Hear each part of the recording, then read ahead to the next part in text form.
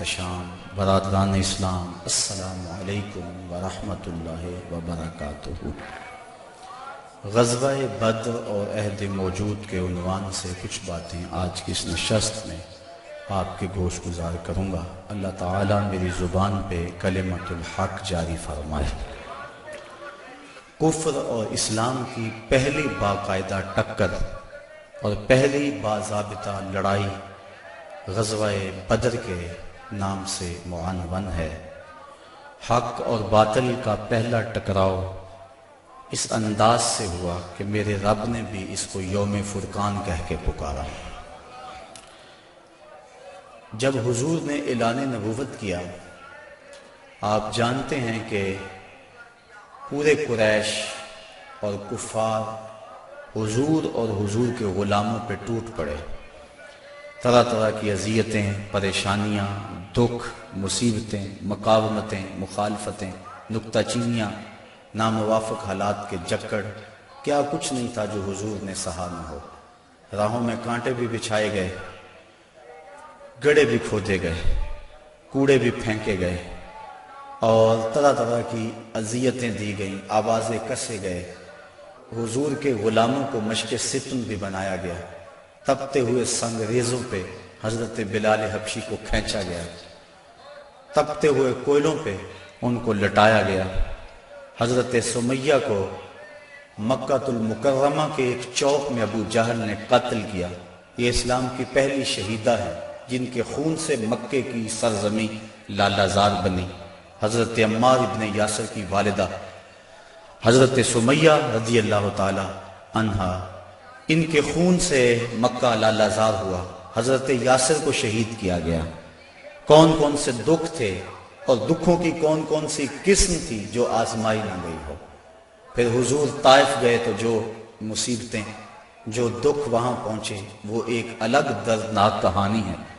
حضرت ام المومنین سیدہ عائشہ صدیقہ رضی اللہ تعالی عنہا فرماتی، میں نے ایک دن حضور سے پوچھا، حضور احد کے دن سے سخت بھی زندگی میں کوئی دن آیا تھا؟ صحابہ کی نظر میں احد کے دن سے سخت دن کوئی نہیں گزرا ہے۔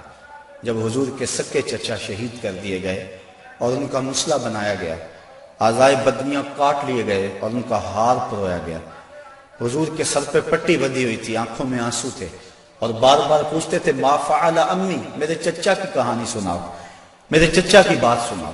تو یہ سخت ترین دن تھا۔ تو عرض کی حضور کیا احد کے دن سے سخت دن بھی کبھی زندگی میں آیا؟ فرمایا ہاں عائشہ، جب طائف کے بازاروں میں تیری قوم نے مجھے پتھر مارے تو یہ دن احد کے دن سے بھی سخت تھا۔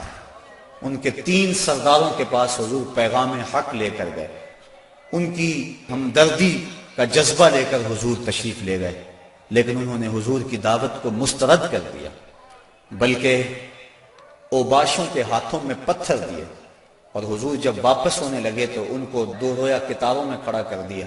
وہ حضور کے پاؤں پہ پتھر مارتے تھے، حضور پاؤں اٹھاتے تو وہ دوسرے پاؤں پہ پتھر مارتے۔ شدت درد اور احساس کرب سے جب حضور بیٹھ جاتے تو ان کے 2 گنڈے آگے بڑھتے، حضور کو کندھوں سے پکڑ کر اٹھاتے اور پھر پتھر مارتے۔ فرمایا عائشہ، یہ دن احد کے دن سے بھی سخت تھا جب طائف کے بازاروں میں تیری قوم نے مجھے پتھر مارے تھے۔ شاب ابی طالب میں جو 3 سال کاٹے، بھلا اس کو تاریخ کیسے بھول سکتی ہے؟ درختوں کے پتے کھا کھا کے گزر اوقات ہو رہی ہے، عورتوں کی چھاتیوں سے دودھ خشک ہو گئے۔ 3 سال سماجی بائیکاٹ کفار نے کر دیا، اور غلہ تک نہ پہنچنے دیا، وہاں پانی نہ پہنچنے دیا جاتا، اور وہ 3 سال دکھوں کی، اذیتوں کی ایک داستان ہے جو رقم ہوئی، لیکن پائے استقلال میں لرزش نہیں آنے پائی۔ جن کے مقاصد جلیل ہوں، راستے کی سختیاں ان کے قدموں کو روک نہیں سکتی ہیں۔ تکلیفیں، اذیتیں، مقاومتیں، دکھ، رکاوٹیں ان کے راہوں کو ختم نہیں کر سکتی، اور ان کے اٹھنے والے قدم آگے ہی بڑھتے رہتے ہیں۔ وہ تو پیچھے مڑ کے دیکھنا بھی توہین جستجو سمجھتے ہیں۔ تو رہنورد شوق ہے، منزل نہ کر قبول، لیلا بھی ہم نشیں ہو تو محمل نہ کر قبول۔ وہ تو آگے بڑھنا ہی زندگی کا حسن اور زندگی کا زیور سمجھتے ہیں۔ میرے اور آپ کے آقا و مولا صلی اللہ علیہ وآلہ وسلم نے سارے دکھ سہے، سارے غم جھولی میں ڈالے، ساری تکلیفیں سہی، زبان سے بد دعا بھی نہیں دی۔ طائف کے بازاروں میں جب یہ اذیت ناک مراحل سے گزرے، اس وقت جو 7 صحابہ تھے انہوں نے عرض کی حضور ان کے لیے بد دعا بول دیں۔ فرمایا میں رحمت بن کے آیا ہوں، میں زحمت بن کر نہیں آیا۔ لیکن ان کا پہم جب اسرار ہوا تو حضور نے ہاتھ اٹھا دیے۔ صحابہ منتظر تھے، ابھی لب جنبش کریں گے اور ابھی آسمان سے پتھر برسیں گے، یہ 2 پہاڑ طائف کے آپس میں جڑ جائیں گے اور یہ درمیان میں پس جائیں گے۔ لیکن جب لب واہ ہوئے، کلمات کیا ترتیب پائے، اللہم اہد قومی فإنہم لا یعقلون، اے اللہ میری قوم کو ہدایت دے دے، یہ مجھے جانتی نہیں ہے، اگر جانتی ہوتی تو مجھے یوں پتھر نہ مارتی، میری راہوں میں پھول بچھاتی۔ تو پتھر کھا کر دعائیں دینا یہ نبی کا ہی حوصلہ ہے، بلکہ دعا کرتے ہیں الہی کرم کر کو سارے طائف کے مکینوں پر، الہی پھول برسا دے ان پتھروں والی زمینوں پر۔ فرمایا مجھے ان سے نہیں، ان کی نسلوں سے ایمان کی توقع ہے۔ تو آقا کریم اس انداز کے اندر جو ہے وہ لوگوں کو دعائیں دیتے رہے۔ حضرت عمر فاروق رضی اللہ تعالیٰ عنہ تلوار کے دستے پہ ہاتھ رکھتے ہیں، حضور ہم کمزور تو نہیں ہیں۔ فرمایا عمر ابھی جہاد کا حکم نہیں آیا ہے۔ پھر حکم ہجرت آ گیا، چھوڑ دو اس بستی کو، مکے والے قدردان نہیں ہیں، یہ لوگ آپ کی راہوں میں کانٹے بچھا رہے ہیں، دکھ دے رہے ہیں، میرے محبوب چھوڑ دو، مدینے والے تمہاری راہیں تک رہیں، جاؤ جا کے انہیں اپنی زیارت کی دولت سے مالا مال کرو، وہ تمہارے پہ فدا ہونے کے لیے ہر لمحہ تیار ہیں۔ حضور جب گئے، اہل مدینہ نے جس انداز سے استقبال کیا وہ تاریخ کا روشن باب ہے۔ طالع البدر علینا کی صدائیں جس طرح گونجی، کہیں معصوم ننھی بچیاں تھی دف بجاتی تھی، رسول پاک کی جانب اشارے کر کے گاتی تھی اور کہتی کیا تھی، ہم ہیں بچیاں نجار کے عالی گھرانے کی، خوشی ہے آمنہ کے لال کے تشریف لانے کی۔ عجیب ماحول تھا، مدینہ چمک رہا تھا، ہر گھر میں خوشی تھی، ابو ایوب انصاری کا آنگن مہک رہا تھا، وہ خوشی سے گیت گا رہے تھے، امروز شاہ شاہاں مہمان شدست و مارا، جبریل با ملائک درباں شدست و مارا۔ لوگوں آج شاہوں کا شاہ ہمارے گھر کا مہمان بنا ہوا ہے، جبریل بھی فرشتوں کو لے کر آج ہمارے گھر کا پہرا دے رہا ہے۔ کیسا ماحول تھا! آقا کریم نے یہاں آ کے ریاست مدینہ کی طرح ڈالی اور یہاں ایک نظم قائم کیا، یہودیوں سے معاہدے کیے، کفار مکہ کو یہ سب کچھ ایک آنکھ نہ بھایا۔ ابو جہل نے عبداللہ ابن ابی کو خط لکھا کہ اہل مکہ جو ہمارے سے تمہارے پاس گئے ہیں ان سے لڑائی کرو، ورنہ ہم تم سے لڑائی کریں گے اور تمہاری بیویوں کو اپنی لونڈیاں بنا لیں گے۔ اس طرح اس مضمون کا ایک خط مسلمانوں کو بھی لکھا اور مختلف ان کے جتھے مسلمانوں کی چراگاہوں پہ حملہ کرتے رہے اور مسلمان بھی ان کا جواب دیتے رہے۔ عمر حضرمی کا قتل ایک اہم ایشو بنا اور اس کے بعد ابو سفیان کا قافلہ جو شام سے واپس آ رہا تھا، تو جب انہیں خطرہ لاحق ہوا تو اس نے زمزم غفاری ایک شخص کو سونا دے کر بھیجا کہ جاؤ جا کے تم اہل مکہ کو بتاؤ کہ تمہارا قافلہ خطرے میں ہے اور مدد کو پہنچو۔ یہ ادھر سے چل پڑا، ادھر حضور کی پھپھی حضرت عاتقہ سلام اللہ علیہا کو خواب آیا کہ ایک سوار اونچی پہاڑی پہ چڑھ کے کہہ رہا ہے کہ اے اہل غدر اپنی قتل گاہوں کو 3 دن کے اندر اندر دوڑو۔ تو اس کے بعد وہ اونٹ سوار کعبۃ اللہ کی چھت پہ آ گیا اور یہ آواز وہاں بھی لگا ہے، پھر جبل ابی قبیس پہ آ گیا اور وہاں اس نے یہ آواز لگائی، لوگ اکٹھے ہو گئے اور پھر ایک بہت بڑی چٹان پتھر کے اوپر سے گری اور ٹکڑے ٹکڑے ہو گئے۔ مکے کا کوئی گھر ایسا نہیں تھا جس میں اس کے کنکر اور اس کے ٹکڑے نہ گرے۔ تو حضرت عاتقہ جب بیدار ہوئی تو انہوں نے اپنے بھائی حضرت عباس بن عبد المطلب رضی اللہ تعالی عنہ کو یہ خواب سنایا۔ انہوں نے کسی اور کو خواب سنا دیا، چلتے چلتے یہ خواب ابو جہل تک پہنچ گیا۔ حضرت عباس بن عبد المطلب سین حرم میں طواف کے لیے گئے تو ابو جہل ایک ٹولی کی شکل میں بیٹھا ہوا تھا، کہنے لگا بل فضل بنو ہاشم میں ایک نبی کافی نہیں تھا کہ ایک نبیہ نے بھی اعلان کر دیا؟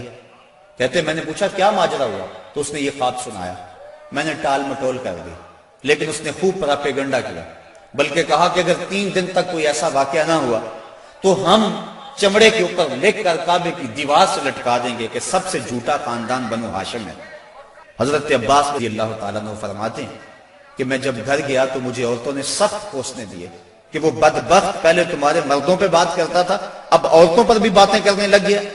کہتے میں غصے سے نکلا، میرا خیال تھا جب ملے گا اگر کوئی بات کرے گا تو پھر میں اس کو خوب جواب دوں گا۔ یوں ہی میں سین حرم میں داخل ہوا تو ابو جہل بھاگ رہا تھا، میں سمجھا کہ شاید میرے سے ڈر کے بھاگ گیا، لیکن ماجرا کچھ اور تھا۔ زمزم غفاری آ پہنچا تھا اور وہ ایک اونچے ٹیلے پہ کھڑا ہو گیا تھا، اس نے اپنے اونٹ کے کان کاٹ دیے تھے، ناک کاٹ دی اور اپنی قمیض پیچھے سے پھاڑ دی اور زور زور سے کہا اللتیمہ اللتیمہ اے ادرک اللتیمہ، اور تمہارا قافلہ لٹ گیا، تمہارا قافلہ لٹ گیا، الغوث الغوث، مدد کو پہنچو مدد کو پہنچو۔ کہتے ہیں بھگدڑ مچ گئی، کیونکہ اس قافلے میں پورے مکے کے لوگوں نے مال لگایا ہوا تھا، لہٰذا جلدی جلدی وہ جنگ کی تیاریاں کرنے لگے اور 3 دنوں کے اندر اندر وہ مکے سے کوچ کر گئے۔ ابھی ایک منزل پہ پہنچے تھے کہ ابو سفیان کا قاصد پہنچا کہ ہم بخیریت گزر آئے ہیں، تم واپس ہو جاؤ۔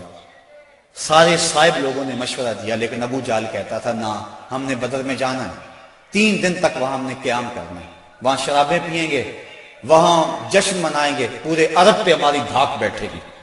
اسے بڑے لوگوں نے سمجھایا لیکن وہ ماننے کو تیار نہ ہوا۔ ہر منزل پہ ہر روز کوئی نہ کوئی سردار دعوت کرتا، 9 یا 10 اونٹ ذبح کرتا اور یہ قافلہ آگے بڑھ رہا ہے۔ ادھر حضور نے صحابہ کو جمع کیا، مٹھی پر جماعت، ایک چھوٹا سا گھونسلہ جو تیار کیا تھا، ایک چھوٹی سی کائنات اور دنیا جو حضور نے تیار کی تھی۔ حضور نے فرمایا صحابہ مجھے مشورہ دو، اشیروا علی ایھا الناس، لوگوں مجھے بتاؤ کیا کیا جائے۔ حضرت عمر فاروق رضی اللہ تعالی عنہ، حضرت ابو بکر صدیق رضی اللہ تعالی عنہ، انہوں نے عرض کی حضور آپ جو چاہیں ہم آپ کے ساتھ ہیں۔ حضرت مقداد نے عرض کی حضور آپ برق الغماد تک بھی جانا چاہیں تو ہم آپ کا ساتھ دیں گے۔ حضور نے فرمایا مجھے مشورہ دو۔ ابو بکر و عمر نے عرض کی اے ہادی دورہ، ہمارے مال و جان اولاد سب کچھ آپ پر قربان، غلامان محمد جان دینے سے نہیں ڈرتے، یہ سر کٹ جائے یا رہ جائے کچھ پرواہ نہیں کرتے۔ اٹھے مقداد، عرض کی اے سرور عالم، نہیں ہیں قوم موسیٰ کی طرح کہہ دینے والے ہم، ہمارا فخر یہ ہے ہم غلامان محمد ہیں، ہمیں باطل سے کیا ڈر، زیر دامان محمد۔ حضور علیہ السلام نے پھر فرمایا شیرو علیہ ایھا الناس، لوگوں مجھے مشورہ دو۔ حضرت عمر فاروق پھر اٹھے تو حضور نے پھر کہا شیرو علیہ ایھا الناس، لوگوں مجھے مشورہ دو۔ تو حضرت سعد بن معاذ اٹھے، عرض کی شاید حضور کی مراد انصار سے ہے، ادب سے عرض کی انصار ہیں ہم یا رسول اللہ، غلامان شہ ابرار ہیں ہم یا رسول اللہ، اگر ارشاد ہو بحر فنا میں کود جائیں ہم، ہلاکت خیز گرداب بلا میں کود جائیں ہم، نبی کا حکم ہو تو پھاند جائیں ہم سمندر میں، جہاں کو محو کر دیں نعرہ اللہ اکبر میں، یہ قریش مکہ تو کیا چیز ہیں، دیووں سے لڑ جائیں، سنانے نیزہ بن کے سینہ باطل میں گڑ جائیں۔ حضور آپ کا حکم تو ہو۔ آقا کریم علیہ السلام خوش ہو گئے، فرمایا چلو بدر کی طرف پیش قدمی ہوئی۔ 313 افراد پر مشتمل یہ قافلہ جب مدینے سے نکلا تو عجیب حالت تھی، مختصر سامان تھا، 2 گھوڑے، 6 زرہیں، 8 شمشیریں، پلٹنے آئے تھے یہ لوگ دنیا بھر کی تقدیریں۔ مسلمان جب نکلے نا تو ان کے پاس تلواریں بھی 8 تھیں، اور وہ بھی مورخین لکھتے ہیں سلامت نہیں تھی، کسی کا دستہ ٹوٹا ہوا تھا، کسی کی نوک نہیں تھی، کوئی زہر میں بجھنے والی تھی، اور 2 گھوڑے تھے، 70 اونٹ تھے، اور 6 زرہیں تھی۔ جن کے پاس تلواریں نہیں تھی انہوں نے کھجوروں کے ڈنڈے توڑ لیے۔ اللہ اکبر، کیسا منظر تھا، کیسا ماحول تھا۔ یہ لشکر ساری دنیا سے انوکھا تھا، نرالا تھا کہ اس لشکر کا افسر کالی کملی والا تھا، عجیب رنگ تھا اس لشکر کا، چشم فلک نے کبھی ایسا منظر نہیں دیکھا ہوگا۔ فاقہ مست لوگ جن کے بدن پہ پورے کپڑے بھی نہیں ہیں، اور دنیا کی اس وقت کی بڑی طاقت سے ٹکر لینے کے لیے پورے جذبوں کی فراوانی سے جب مدینے سے باہر نکلے تو یہودی اپنی دکانوں پہ بیٹھے ہوئے تھے۔ انہیں دیکھ کر کہنے لگے مسلمانوں تمہارے پاس نہ کوئی اسلحہ، نہ کوئی نیزے، نہ کوئی بھالے، نہ کوئی خنجر، نہ تیغ و تبر، تم کس راستے پہ جا رہے ہو؟ آلات حرب و ضرب تو تمہارے پاس ہے نہیں، تو مسلمانوں نے حضور کی طرف اشارہ کر کے کہا نہ تیغو تیر پر تکیا، نہ خنجر پر، نہ بھالے پر، بھروسہ ہے تو اس سادی سی کالی کملی والے پر۔ ہمارا تو آسرا حضور کی ذات ہے، ہم تو حضور کے سہارے جا رہے ہیں، بنا کر اپنے سینوں کی سپر آیات قرآن کو، بظاہر چند تنکے روکنے نکلے تھے طوفان کو۔ یہ چند لوگ میدان کی طرف بڑھ رہے تھے، حضور علیہ السلام نے 3 اشخاص کے لیے ایک اونٹ مقرر کر دیا کہ باری باری سوار ہوں گے، اور اپنے لیے حضور نے ایک اونٹ تنہا مقرر نہیں کیا بلکہ اپنے ساتھ بھی 2 سوار مقرر کیے، حضرت ابو لبابہ اور حضرت علی المرتضیٰ رضی اللہ تعالی عنہما۔ اور خود حضرت علی المرتضیٰ اور حضرت ابو لبابہ نے عرض کی حضور ہم اپنی باریاں چھوڑتے ہیں، آپ سوار ہیں۔ فرمایا نہ تو تم میرے سے طاقتور ہو کہ تم چل سکتے ہو پیدل، میں نہیں چلتا، اور نہ مجھے ثواب سے بے نیازی ہے کہ ثواب تمہیں چاہیے مجھے نہیں چاہیے۔ فرمایا اپنی باری پہ تم سوار ہوگے، اپنی باری پہ میں سوار ہوں گا۔ محبت کے جوش میں یہ قافلہ آگے جا رہا ہے، عجیب حالت ہے، فاقہ مست ہے، کھجور کو چوس کے روزہ رکھتے ہیں، اسی کو چوس کے افطار کر لیتے ہیں۔ راستے کے اندر ایک جگہ آئی مرج الزبیہ، وہاں ایک چرواہا بکریاں چرا رہا تھا۔ ایک صحابی نے کہا سلم علی رسول اللہ صلی اللہ علیہ وسلم، یہ حضور ہے انہیں سلام کرو۔ وہ کہنے لگا میں تو نہیں سلام کرتا، میں تو سلام تب کروں گا اگر یہ بتائیں میری اونٹنی کے پیٹ میں کیا ہے۔ حضرت سلمہ بن سلامہ 9 خیز عمر ہے، چڑھتی جوانی ہے، انہوں نے اس کے پاس جا کر کہا یہ بات تو حضور سے پوچھتا ہے، یہ تو حضور کے غلام سے پوچھ لے وہ بھی بتا دے گا۔ فرمایا نزوت علیہا وفی بطنہا منک ثقلا، حضور نے فرمایا بس کرو تم نے تو اس کو رسوا ہی کر دیا ہے۔ تو حضور آگے بڑھے۔ اب جب حضور وہاں پہنچے تو کافروں نے پہلے ہی اونچی جگہ پہ پتھریلے علاقے میں پڑاؤ ڈال لیا ہوا تھا، وہاں انہوں نے اپنے خیمے گاڑ لیے تھے، اور جس سمت حضور تھے یہ علاقہ نشیبی تھا اور ریت تھی، چلتے ہوئے پاؤں دھنستے تھے اور چلنا مشکل ہو رہا تھا، سخت گرمی، 17 رمضان۔ حضور علیہ السلام وہاں پہنچے، حضرت سعد نے عرض کی حضور اگر تو اللہ کا حکم ہے یہاں خیمے گاڑنے کا تو میں کچھ نہیں عرض کروں گا، لیکن اگر آپ رائے لینا چاہیں تو میرا خیال ہے ان کنووں کے آگے ہم اپنے خیمے نصب کر لیں تاکہ یہ کنویں ہماری پشت پہ چلے جائیں، اور ان کنووں کو پاٹ دیں، بند کر دیں۔ تھوڑا تھوڑا پانی تھا کنووں میں اور وہ بھی بہت نیچے۔ اب جب حضور وہاں پہنچے، یہاں مورخ اسلام عفی جلندری نے وادی بدر کی فریاد کو بیان کیا ہے۔ وادی بدر نے جب اپنے دامن میں اترتے ہوئے ان مقدس مہمانوں کو دیکھا تو وادی بدر نے اللہ سے فریاد کی۔ سنو بدر نے کیا کہا، الہی کیا خبر تھی ایک دن ایسا بھی آئے گا کہ تیرا ساقی کوثر یہاں تشریف لائے گا، خبر کیا تھی یہاں تیرے نمازی آ کے ٹھہریں گے، شہید آرام فرمائیں گے، غازی آ کے ٹھہریں گے۔ مالک مجھے پتا ہوتا طوفان نو میرے اوپر سے گزرا تھا میں کوئی پانی جمع کر رکھتی، آج ان غازیوں کو، ان مجاہدوں کو میں پانی پیش کرتی، میں شبنم کے قطرے جمع کرتی رہتی، اور آج تیرے رسول کے غلاموں کو وہ پانی پیش کر دیتی۔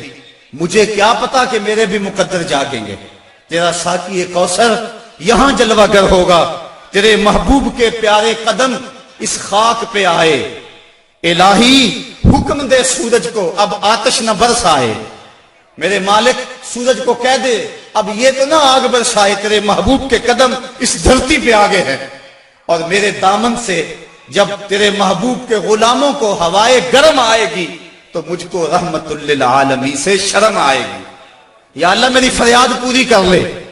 اس وادی نے فریاد کی اور دعا کرتے ہوئے وادی نے کہا برائے چند ساعت ابر بارہ بھیج دے یا رب، برائے چند ساعت ابر بارہ بھیج دے یا رب، بہاراں بھیج دے یا رب، بہاراں بھیج دے یا رب۔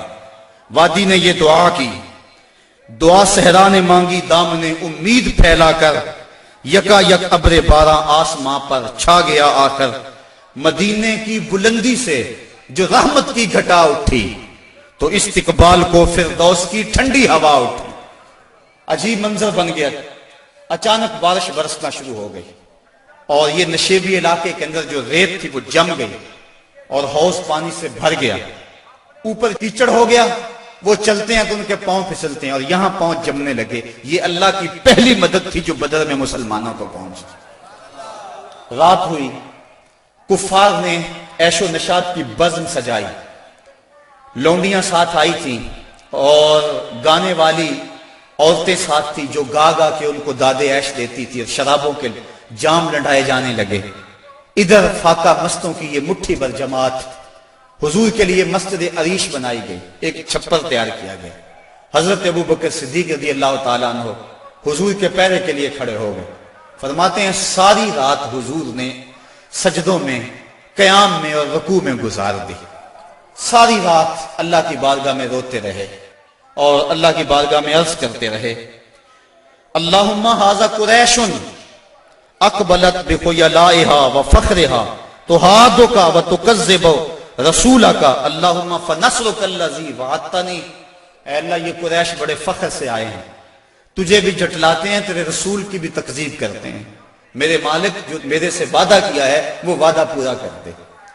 حضرت ابوبکر صدیق رضی اللہ تعالیٰ عنہ فرماتے ہیں حضور کی چادر انور سر سے سرک کے کندھوں پہ آ جاتی اور کندھوں سے سرک کے حضور کی کمر پہ آ جاتی، اور میں حضور کی چادر دوبارہ سر پہ دیتا اور عرض کرتا بس کرو یا رسول اللہ، بس کرو، اللہ کی مدد آ جائے گی، بس کرو۔ لیکن حضور بار بار کہتے یا حیو یا قیوم، یا حیو یا قیوم۔ ساری رات حضور نے دعاؤں میں گزار دی۔ جب سحری کا وقت ہوا، نماز ہوئی، حضور نے لوگوں کو کہا لوگوں صفیں سیدھی کر لو۔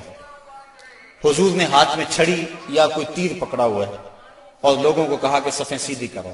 حضرت سواد رضی اللہ تعالی عنہ ایک صحابی تھے، وہ سب سے تھوڑا سا آگے بڑھ گئے۔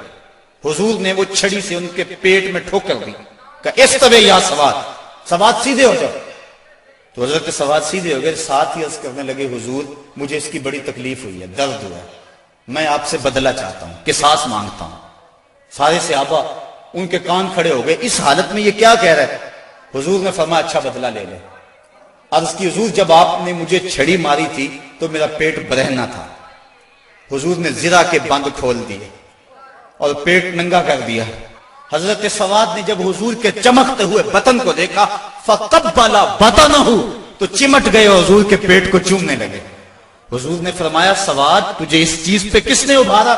عرض کی حضور منظر آپ کے سامنے ہے، میں اس لیے یہ کام کیا ہے کہ آخری وقت میرا بطن آپ کے بطن سے چھو جائے۔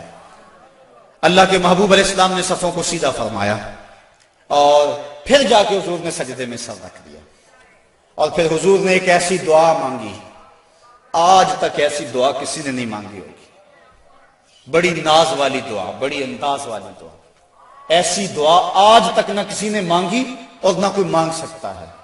حضور نے پیشانی سجدے میں رکھ دی، آنکھوں میں آنسو ہیں، یہ فاقہ مست لوگ کتاروں میں کھڑے ہیں، ادھر کفار شرابوں کے نشوں میں دھت للکار رہے ہیں، حل میں مبارزن، آؤ ہمارے مقابلے میں۔ حضور علیہ السلام صحابہ کو صفوں میں کھڑا کر کے آپ پیشانی کو مسجد عریش کی ریت پہ رکھ دیا اور آنکھوں میں آنسو ہیں، اور حضور نے جو دعا کی لفظ سنی، کہا یا رب ان تہلک ہذہ العصابہ لن تعبد فی الارض ابدا۔ میرے مالک میں نہیں کہتا ان کو بچا لے، لیکن دیکھ اس دھرتی پہ تیرا نام لینے والے یہی 313 ہیں۔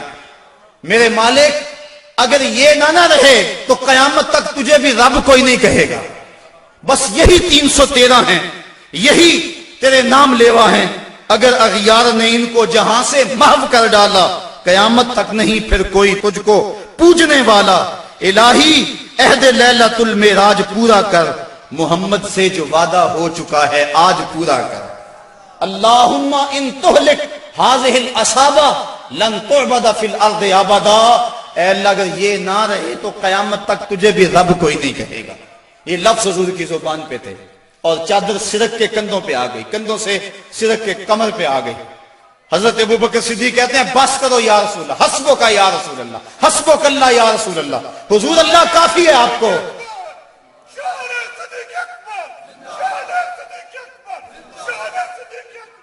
تو کہا حضور بس کرو بس کرو، اللہ کی مدد آ گئی، لیکن حضور کی آنکھوں میں مسلسل آنسو ہیں اور کہتے ہیں مالک یہی مٹھی بھر میری زندگی کی کمائی ہے، یہی 313 ہے تیرے نام لیوا روئے زمین پہ، اگر یہ نہ رہے تو قیامت تک تجھے بھی کوئی رب نہیں کہے گا۔ پھر کیا ہوا؟ اچانک حضور نے سر اٹھایا۔ حضرت ابوبکر صدیق فرماتے ہیں میں دیکھ رہا تھا، حضور نے فرمایا ابشر یا ابا بکر اتاک نصر اللہ ھذا جبریل آخذ بعنان فرسہ، ابو بکر بشارت ہو، مبارک ہو، وہ دیکھو اللہ کی مدد آ گئی ہے، وہ دیکھو جبریل گھوڑے پہ سوار ہیں اور گھوڑے کی لگام کو تھامے ہوئے ہیں اور گھوڑے کے پاؤں کے اوپر گرد جمی ہوئی ہے، وہ دیکھو اللہ کی مدد آ گئی۔ اللہ اکبر۔ حضور علیہ السلام یا حیو یا قیوم کا وظیفہ پڑھ رہے ہیں، ادھر کافروں نے کہا حل میں مبارزن، حضور نے 3 انصاری جوان بھیجے، حضرت حارث، حضرت معاذ اور حضرت معوذ۔ قریش نے پوچھا کون؟ کہا ہم رہط من الانصار، انصار میں سے ہم کچھ لوگ ہیں۔ کہا جاؤ چلے جاؤ، ہمارا تمہارے سے کوئی مقابلہ نہیں، ہمارے جوڑ کے لوگ بھیجو، ہم اپنے جوڑ کے لوگوں سے لڑا کرتے ہیں۔ انہوں نے آ کر حضور سے عرض کی حضور یہ بڑے متکبر ہیں، کہتے ہیں تم ہمارے جوڑ کے نہیں ہو۔ حضور علیہ السلام نے فرمایا قم یا عبیدہ، قم یا حمزہ، قم یا علی۔ عبیدہ تم اٹھو، حمزہ تم اٹھو، علی تم اٹھو۔ کہا جاؤ تم جوڑ کے ہو، بلکہ ان کو توڑ کے آؤ۔ حضرت علی، حضرت حمزہ اور حضرت عبیدہ تینوں گئے۔ انہوں نے پوچھا کون؟ چونکہ انہوں نے زرہیں پہنی ہوئی تھی، اپنے نام بتائے۔ انہوں نے کہا اکفاؤن کرامن، ہاں اب ہمارے جوڑ کے آ گئے۔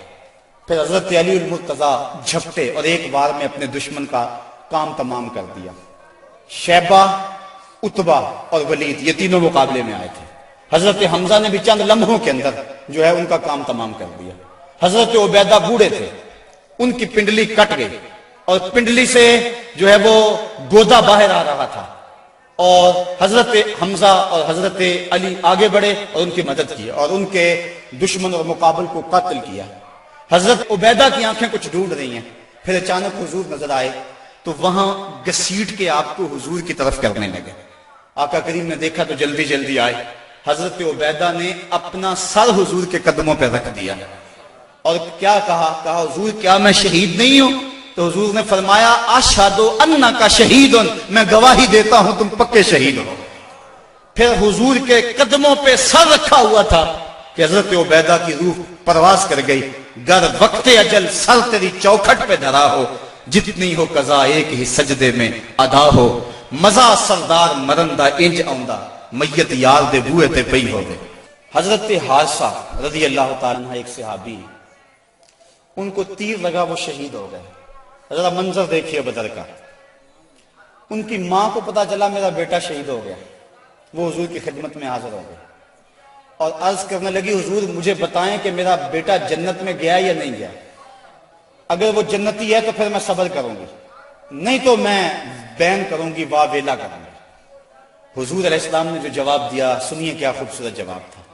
حضور نے فرمایا آوا حبلت یا امہ حارثہ، حارثہ کی امی تجھے کیا ہو گیا ہے؟ جنت ایک نہیں ہے، جنت اللہ نے کئی بنائی ہیں، اور انا ابنا کا اصحاب الفردوس الاعلی، اور تیرا بیٹا حارثہ جنت کے سب سے اونچے درجے فردوس میں ہے۔ تو جب اس نے یہ بات سنی نا تو وہ خوشی سے جھومنے لگی، اس نے کہا بخ بخ لکا یا حارثہ، حارثہ واہ واہ مبارک ہو تجھے، تو جنت کا راہی بن گیا ہے۔ اللہ اکبر۔ اب حضور علیہ السلام اسی چھپر میں بیٹھے، حضرت علی المرتضیٰ فرماتے ہیں میں جنگ کرتا اور کئی کافروں کو جہنم رسید کرتا، پھر مجھے شوق ہوتا میں حضور کے پاس جاتا اور میں دیکھتا حضور سجدے میں سر رکھا ہوا ہے اور کہتے ہیں یا حیو یا قیوم، یا حیو یا قیوم، یہ لفظ حضور کی زبان پہ۔ میں 3 مرتبہ گیا اور تینوں مرتبہ جو ہے وہ حضور کی زبان پہ یہی لفظ تھے اور سر سجدے میں تھا۔ اس کے بعد پھر گمسان کا رنگ پڑا اور کافروں نے یک بارگی حملہ کر دیا۔ حضرت علی المرتضیٰ سے روایت ہے، فرماتے ہیں جب سب نے یک بارگی حملہ کیا نا تو ہم نے کیا دیکھا کہ حضور بھی اٹھ کے آ گئے۔ اللہ اکبر۔ فلک سہما ہوا تھا کافروں کی چیرہ دستی سے، زمین شک ہو رہی تھی غلبہ باطل پرستی سے، مگر جب کملی والا آ گیا اٹھ کر مسلح سے، خدائی ہو گئی محفوظ کافروں کے حلے سے، صدائے نعرہ تکبیر سے تھرا اٹھی وادی کہ امت کے ضعیفوں کی مدد کو آ گیا ہادی. نہتوں کو سہارا مل گیا دستے پیمبر سے, زمانہ گونج اٹھا نعرہ اللہ اکبر سے. فضا میں ہر سمت لہرا گیا اسلام کا جھنڈا, برائے اہل عالم امن کے پیغام کا جھنڈا. حضور مصلی سے اٹھ کر میدان میں آ گئے. فرماتے ہیں کہ میں نے دیکھا کہ کافروں پر سب سے بڑھ کر جو آگے حملہ کرتا تھا وہ اللہ کے رسول صلی اللہ علیہ وسلم. حضور بڑھ بڑھ کے حملہ کرتے تھے اور فرمایا قوموا الی الجنہ عرضها السماوات والارض, نکلو اس جنت کی طرف جس کی چوڑائی زمین و آسمان کے برابر ہے. حضور یہ پڑھتے جا رہے تھے قوموا الی الجنہ, بڑھو بڑھو جنت کی طرف. ایک صحابی تھے اللہ اکبر, وہ کہنے لگے بخن بخن یا رسول اللہ عرضها السماوات والارض, واہ واہ حضور کیا جنت کی چڑھائی زمین و آسمان کے برابر ہے؟ حضور فرمایا ہاں عرضها السماوات والارض. تو وہ کھجوریں کھا رہے تھے, انہوں نے کھجوریں پھینک دی. کہا پھر میرے اور جنت کے راستے میں یہ کھجوریں رکاوٹ بنی ہوئی ہیں, اور میدان میں کود گئے اور داد شجاعت دیتے ہوئے جام شہادت نوش کر لیا. پھر ابو جہل نے سوچا کہ یہ تو پانسا پلٹ گیا, تو اس نے کہا آواز دو لنا عزا ولا عزا لکم, ہمارے پاس عزا ہے تمہارے پاس عزا کوئی نہیں. تو حضور نے فرمایا تم بھی اونچی جگہ پہ چڑھ جاؤ, اپنے غلاموں کو فرمایا. اور جب وہ کہتے ہیں لنا عزا ولا عزا لکم, اور تم جواب کے اندر کہو اللہ مولانا ولا مولا لکم, اللہ ہمارا مولا ہے تمہارا مولا ہی کوئی نہیں ہے. فرمایا یہ آواز دو. اب یہ آواز دی جا رہی, کیسا منظر ہے بدر کا, اللہ اکبر, حق اور باطل ٹکرا رہے ہیں. اللہ نے بھی اس دن کو یوم فرقان کہہ کے پکارا, حق اور باطل ٹکرا رہے ہیں. حضرت عبد الرحمن ابن عوف رضی اللہ تعالیٰ عنہ فرماتے ہیں, عشرہ مبشرہ میں سے, فرماتے ہیں میں کھڑا تھا کہ دو لڑکے آ گئے, 9 عمر, کہنے لگے چچا ابو جہل کو جانتے ہیں؟ میں نے کہا بیٹا تم نے کیا کرنا ہے؟ کہنے لگے ہم نے قسم کھائی ہے یا مر جائیں گے یا ماریں گے, کیونکہ سنا ہے وہ حضور کو گالیاں دیتا ہے. میں نے کہا اس کے گرد تو بہت بڑا دستہ ہے ایک فوج کا. وہ کہنے لگے یہ دستہ اسرائیل کا راستہ نہیں روک سکتا. کہتے میں نے اشارہ کیا وہ ابو جہل ہے. کہتے ابھی میری انگلی اٹھی تھی, میں نے دیکھا شہبازوں کی طرح جھپٹ کے وہ ابو جہل کے اوپر ٹوٹ پڑے. لڑتے لڑتے ایک کا بازو کٹ گیا, لیکن اس کا چمڑا جو تھا وہ اڑا رہا, جس کی وجہ سے لڑتے لڑتے رکاوٹ ہوتی تھی. اس نے اپنے ہاتھ کو پاؤں تلے رکھ کے توڑ کے پھینک دیا. جو جہاد کے راستے کے اندر رکاوٹ بنتا ہے وہ اپنا بازو بھی ہو تو اس کو ہٹا دیں گے راستے سے. ابو جہل کی ٹانگیں کاٹی اور پھر دوڑے دوڑے حضور کے پاس آئے. ننھی ننھی تلواریں, چھوٹے چھوٹے بچے, معاذ اور محبس افرا کے بیٹے, یہ دونوں حضور کے پاس آئے اور کہنے لگے حضور, ایک نے کہا حضور ہم نے ابو جہل کو قتل کیا ہے, دوسرا کہنے لگا نہیں نہیں حضور میں نے قتل کیا. یہ آپس کے اندر میٹھی لڑائی لڑنے لگے. حضور فرمانے لگے تم نے تلواروں کو دھویا تو نہیں ابھی؟ کہا نہیں. حضور فرمایا لاؤ اپنی تلواریں. تو جب تلواریں لائی گئی تو دونوں کو خون لگا ہوا تھا. حضور نے فرمایا کلا کو ما قتلہ, تم دونوں نے مل کر اسے قتل کیا. تو یہ غزوہ جاری تھا اور کافر کٹ کٹ کے گر رہے تھے اور اللہ تعالیٰ نے اسلام کو فتح دی. 70 کافر مارے گئے, 70 کافر موقع پہ قتل ہو گئے, 70 افراد کو گرفتار کر لیا گیا, باقی دم دبا کے بھاگ گئے. اور سخت سراسیمگی کا عالم, نعرے تکبیر کے لگ رہے ہیں. صحابہ حضور کو دیکھتے ہیں اور میدان جنگ کے اندر کود پڑتے ہیں. آواز آتی ہے اقدم ہیزوم, ہیزوم آگے بڑھو. صحابہ نے عرض کی حضور یہ ہیزوم کون ہے؟ اور آواز دینے والا بھی نظر نہیں آتا. فرمایا یہ جبریل کی آواز ہے, اور ہیزوم جبریل کے گھوڑے کا نام ہے. وہ اپنے گھوڑے کو کہتا ہے تو بھی آگے ہو جا. شانہ بشانہ مسلمانوں کے جبریل بھی لڑ رہا تھا, وہ بھی جہاد میں تھا. اللہ اکبر. اللہ نے اسلام کی فتح کی, اسلام کو کامیابی دی. اللہ کے محبوب علیہ السلام نے اللہ کا شکر ادا کیا اور لڑتے لڑتے کئی مناظر آئے.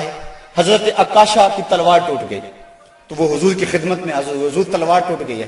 تو حضور کے ہاتھ میں ایک ڈنڈا تھا, وہی اس کو دے دیا. فرمایا قاتل بہذا یا عکاشہ, عکاشہ اس کے ساتھ لڑو. کہتے ہیں جب یوں لہرایا تو وہ لوہے کی تلوار بن گئی اور ساری زندگی حضرت عکاشہ کے ساتھ وہ تلوار رہی. حضرت قتادہ کہتے ہیں کہ میرے یہاں تیر لگا آنکھ کے قریب اور آنکھ کا ڈیلا باہر آ گیا. میں حضور کی خدمت میں حاضر ہوا, حضور نے اپنا لعاب لگایا اور جہاں وہ ڈیلا تھا وہیں رکھ دیا. وکان اللہ یدری ایو عینہ اصیبت, حضرت قتادہ کو پتہ نہیں چلتا تھا کہ آنکھ خراب کون سی ہوئی تھی, یعنی دونوں کی روشنی ایک جیسی تھی اور کوئی نشان بھی باقی نہیں رہا تھا. یہ حضور کے لعاب کی برکتیں تھیں. اللہ نے اسلام کو فتح دے دی. حضور علیہ السلام 3 دن وہاں قیام فرمایا. قیام فرمانے کے بعد حضور وہاں چلے. راستے میں ایک جگہ پہ حضور نے پڑاؤ کیا تو جبریل آ گئے اور جبریل نے کہا رضیتا یا رسول اللہ, حضور آپ راضی ہوئے ہیں کہ نہیں ہوئے ہیں؟ حضور نے فرمایا میں راضی ہو گیا ہوں. کہا مجھے اللہ نے کہا ہے کہ میرے محبوب سے پوچھ کر آنا ہے, اگر اجازت دے تو آنا ہے, تو میں اجازت چاہتا ہوں. حضور فرمایا چلے جاؤ. حضور نے حضرت عبداللہ بن رواحہ اور حضرت زید بن حارثہ رضی اللہ تعالی عنہما کو کہا تم ذرا آگے چلے جاؤ اور اہل مدینہ کو خبر دو کہ اللہ نے اسلام کی فتح عطا فرمائی. یہ آگے آگے چلے گئے حضرت عبداللہ بن رواحہ اور حضرت زید بن حارثہ, اور جا کے لوگوں کہا لوگوں مجدہ باد, مبارک ہو, ابو جہل قتل ہو گیا, امیہ قتل ہو گیا, ولید قتل ہو گیا, عتبہ قتل ہو گیا, شیبہ قتل ہو گیا, ابو البختری قتل کر دیا گیا, ان کے بڑے بڑے سردار قتل کر دیے گئے. اللہ نے اسلام کو فتح دے دی. 70 ان کے قتل ہوئے اور 14 مسلمانوں کے شہید ہوئے, 13 موقع پہ اور 1 راستے میں. اب منافق تو کہہ رہے تھے اتنی بڑی قوم سے ٹکرانا یہ ان کے پاس کی بات ہی نہیں ہے, ان کے پاس تو کھجوروں کے ڈنڈے تھے, تلواریں بھی کن تھی, یہ کیسے لڑے ہوں گے؟ وہ کہنے لگے غلط کہتے ہو, غلط کہتے ہو, تمہاری عقل کو کچھ ہو گیا ہوا ہے. بلکہ ایک منافق نے کہا کہ زید بن حارثہ جس اونٹ پہ سوار ہیں وہ تو حضور کا ہے, اس کا مطلب ہے کہ حضور نہیں ہے, یہ ان کے اونٹ پہ بیٹھا ہوا ہے. حضرت اسامہ بن زید کہتے ہیں کافروں نے اتنا پراپیگنڈا کیا منافقوں نے کہ مجھے بھی شک ہو گیا. میں نے اپنے باپ سے پوچھا کہ ابا جی واقعی مسلمانوں کو پتہ ہوئی ہے؟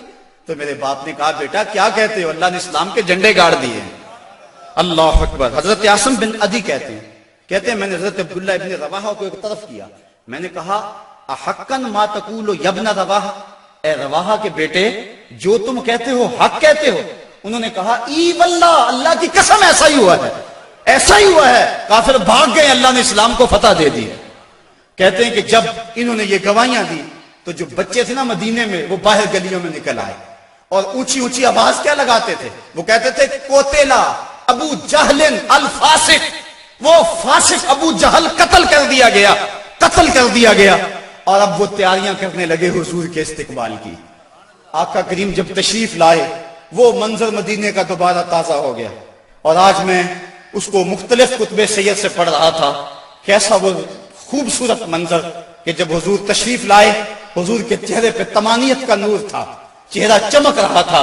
اور جب حضور نے قدم مدینے میں رکھے تو بنو نجار کی وہی بچیاں دف لے کر آ گئی اور انہوں نے چھتوں کے اوپر چڑھ کر وہی گیت جب حضور آئے تھے تو گایا تھا.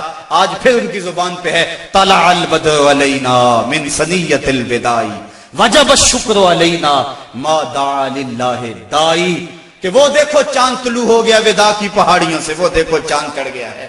اور حضور یوں تشریف لائے مدینہ کے اندر, اللہ نے اسلام کی عظمت کے جھنڈے گاڑ دیے. اور اس دن کو میرے رب نے بھی یوم فرقان کہہ کے پکارا. 22 رمضان کو حضور نے مراجعت فرمائی اور جمعے کا دن تھا جب حضور مدینہ شریف پہنچے. اللہ تعالیٰ نے اسلام کو فتح دے دی. مٹھی بھر جماعت, 313 افراد, اور ان کے بدن کے اوپر چیتھڑے تھے. بلکہ عمیر بن وہب یہ ابو جہل کا جاسوس تھا, اس نے کہا جا مسلمانوں کی تعداد دے کر آ کتنی ہے. عمیر بن وہب جب واپس پلٹا تو اس نے طلاع دی کہ میں نے خوب وادیاں ٹیلے دیکھے ہیں, کمک بھی پیچھے موجود نہیں, وہ صرف 3 اونٹ کھا سکیں گے, یعنی صرف ان کی اتنی تعداد ہے. ابو جہل کہنے لگا پھر تو 300 کے آگے پیچھے. کہا ہاں. کہا ان کے پاس اسلحے بھی بڑے تھوڑے ہیں, بدن پہ جو کپڑے ہیں ان کو پیبند لگے ہوئے, پیٹ بھی ان کے کمر سے جڑے ہوئے. ابو جہل نے صنادید قریش کو اپنے خیمے میں بلا لیا. کہا سنتے ہو عمیر کی رپورٹ, کل لڑائی کی نوبت نہیں آئے گی, رسیاں اکٹھی کرو اور انہیں جکڑ جکڑ کے اونٹوں کی پشتوں سے باندھنا اور پھر جا کے حرم کی دیواروں سے باندھنا, لوگوں کو تماشا دکھانا کہ یہ نئے دین کے دعوے دار تھے. جب صنادید قریش کو بلا کر یہ رعونت بری بات ابو جہل نے کہی تو عمیر جو مسلمانوں کو دے کر آیا تھا اس نے جو جملہ کہا وہ سنیے. اس نے کہا وَلَٰكِنْ رَأَيْتُ يَا مَعْشَرَ قُرَيْشٍ الْبَلَايَا تَحْمِلُ الْمَنَايَا, اے قریش کے سردارو تکبر میں نہ آؤ, میں نے اپنی ان آنکھوں سے دیکھا ہے کہ یثرب کی اونٹنیاں اپنی پشتوں پہ نری موتیں اٹھا کے لے آئی, اور تم کہتے ہو رسیاں اکٹھی کرو. میرا مشورہ مانگتے ہو تو رات کی تاریکی میں بھاگ سکتے ہو تو بھاگ جاؤ. اس قوم سے لڑنا تمہارے بس کا روگ نہیں ہے جو مرنے کے لیے آئی ہے. اور میں نے زخمی سانپوں کی طرح انہیں پیچو تاب کھاتے ہوئے دیکھا ہے، واللہ کل ان میں سے کوئی مرے گا نہیں جب تک تم میں سے ایک ایک کو لڑ نہیں جاتا، اور اگر اتنے لوگ تمہارے مر جائیں تو پھر افسوس ہے تمہارے جینے پر۔ تم کہتے ہو رسیاں کٹھی کرو، میرا مشورہ مانو تو رات کی تاریکی میں بھاگ جاؤ، اس قوم سے لڑنا تمہارے بس کا روگ نہیں۔ پھر اگلے دن میرے رب نے بھی اس دن کو یوم فرقان کہہ کے پکارا۔ ہم جب 313 تھے تو جبر کے خلاف یوں کھڑے ہوئے اور ظلم کا سر بھی توڑا اور فخر بھی توڑا۔ آج دنیا کے اوپر 1,40,00,000,000 انسان درماندہ، خستہ اور بدحال ہیں۔ آج حال یہ ہے، کابل سے کندھار تک، قلعہ جنگی سے دشت لیلہ تک، تورا بورا سے تقریب تک، موصل سے بغداد تک، جاوا کے ساحل سے رباط کے کوچہ و بازار تک، نیل سے کاشمیر تک، القدس سے کشمیر تک، دریائے آمو کی لہروں سے ڈل جھیل کے کناروں تک، ہر سمت کفر دندنا رہا ہے اور ہم دفاعی پوزیشن میں بھی نہیں رہے۔ پچھلے دن 4 میزائلوں سے ہمارے وطن کی آبرو پہ حملہ ہوا، اور کتنی بدقسمتی ہے، ہمارے ملک کے وزیر اعظم نے کہا کہ ہم امریکہ سے مقابلہ نہیں کر سکتے۔ میں نے کہا یہ بات صدر کہتا تو شاید مجھے دکھ نہ ہوتا، تو حضرت امام حسین کی اولاد سے تعلق رکھتا ہے، تیرے پاس تو 72 بھی فرد ہوتے، وہ بھی میدان میں لے کر آ جاتا۔ یہ کیسے حالات آ گئے اور کیسے دن آ گئے۔ صاحبو، اس بات میں تو واقعی معقولیت ہے کہ جب تم کمزور ہو تو طاقتور سے ٹکر نہ لو، لیکن اگر تم کمزور بھی ہو لیکن درندہ تمہارے گھر میں گھس آئے اور تمہارے بچوں کی ہڈیاں توڑنے لگے اور تمہارے گھر کے افراد کا خون پینے لگے اور پھر بھی تم کہو کہ ہم مقابلہ نہیں کر سکتے ہیں، تو یہ کیسی بے ڈھنگی بات ہے۔ اب بھی بلا کو جینے کا جواز باقی رہ گیا ہے۔ زندگی اتنی بھی غنیمت نہیں کہ اس کے لیے عہد کم ظرف کی ہر بات گوارا کر لی جائے۔ صاحبو، زندگی کے یہ حسی لمحے اہل بدر کی زندگیوں سے روشنی لے کر منور کیے جا سکتے ہیں۔ آج پوری دنیا کے اوپر 1,40,00,000,000 انسان کبھی خانمہ برباد نہ ہوتے اگر انہیں بدر والوں کا جذبہ نصیب ہو گیا ہوتا۔ ہمارے پاس آلات حرب و ضرب نہ بھی ہوں، لیکن مسلمان جب ظلم کے مقابلے میں کھڑے ہوتے ہیں تو بڑی بڑی قوتیں دم توڑ جاتی ہیں، ان کا مقابلہ نہیں کر سکتی ہیں۔ آج ہماری بدبختی اور ہماری رسوائی کا سامان اس لیے پیدا ہوا، ہمارے پاس اسلحے بھی موجود ہیں، ایٹمی صلاحیت سے بھی ہم مالا مال ہیں، نہیں ہے تو جذبہ بدر ہمارے پاس نہیں ہے۔ فضائے بدر پیدا کر، فرشتے تیری نصرت کو اتر سکتے ہیں گردوں سے قطار اندر۔